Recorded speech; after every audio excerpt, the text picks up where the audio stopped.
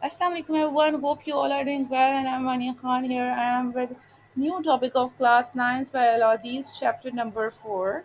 So our topic is endoplasmic reticulum. What is endoplasmic reticulum? So the endoplasmic reticulum is an organelle found in a eukaryotic cell only. ये एक organelle है। Organelle क्या होता है? जो चीज़ें nucleus में प्रेजेंट होती हैं, तो ये सिर्फ और सिर्फ यूकैरियोटिक सेल में पाया जाता है, ना कि प्रोकैरियोटिक सेल में। The ear has a double membrane consists of a network of hollow tubes, flattened sheets and round sac। जो एंडोप्लाज्मिक रेटिक्यूलम होता है वो एक डबल मेम्ब्रेन होता है एंड ये कंसिस्ट होता है एक हॉलो ट्यूब्स के नेटवर्क में। लाइक नेटवर्क की वहाँ बात की जाती है जहाँ पे बहुत सारी हॉलो ट्यूब्स राउंड सेक्स जो है वो आपस में मिले हों और वो एक नेटवर्क बना रहे हों। ठीक है, the ER is located in the cytoplasm is connected to the nuclear envelope.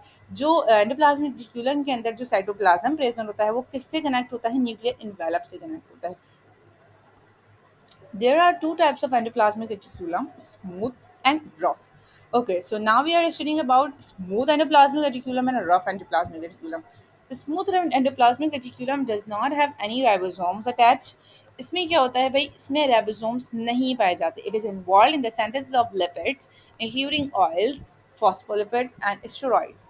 इसके अंदर क्या होता है भाई? ये इसके अंदर होता है लिपिड और इंक्लूडिंग ऑयल्स, मतलब इसके अंदर ऑयल पाया जाएगा, हमारी बॉडी का फॉस्फोलिपिड्स पाए जाएंगे, स्टेरॉइड्स पाए जाएंगे और लिपिड से ही बना हुआ होता है।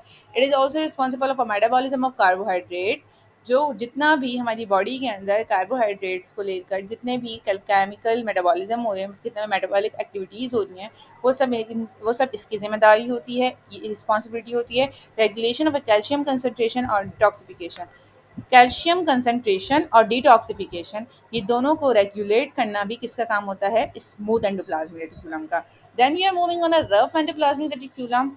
Rough endoplasmic reticulum is covered with the ribosome, giving the endoplasmic reticulum its rough appearance। अब स्मूथ में क्या था? इसके अंदर राइबोसोम जो था वो नहीं होता था प्रेजेंट, ठीक है। बट रफ में क्या है? राइबोसोम प्रेजेंट भी है और ये एक रफ टाइप अपेयरेंस बना रहा है। लाइक रफ एंड रफ क्यों कहा जाता है? बिल्कुल ये एक रूड और रफ टाइप की अपेयरेंस होती है इसकी। इट इज रिस्पॉन्सिबल फॉर, इसका काम क्या होता है? Protein synthesis.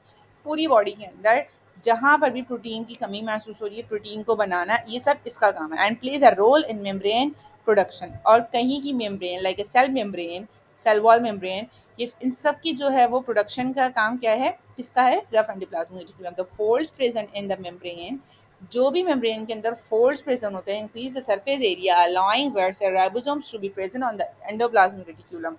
जो भी हमारी सेल वॉल के अंदर फोल्ड्स होते हैं, लाइक एक मेम्ब्रेन होती है ना, लेयर होती है उसके ऊपर, जो लेयर होती है वो राइबोसोमिक लेयर होती है और वो रफ एंडोप्लाज्मिक रेटिकुलम से मिलकर बनती है, thereby allowing greater protein production.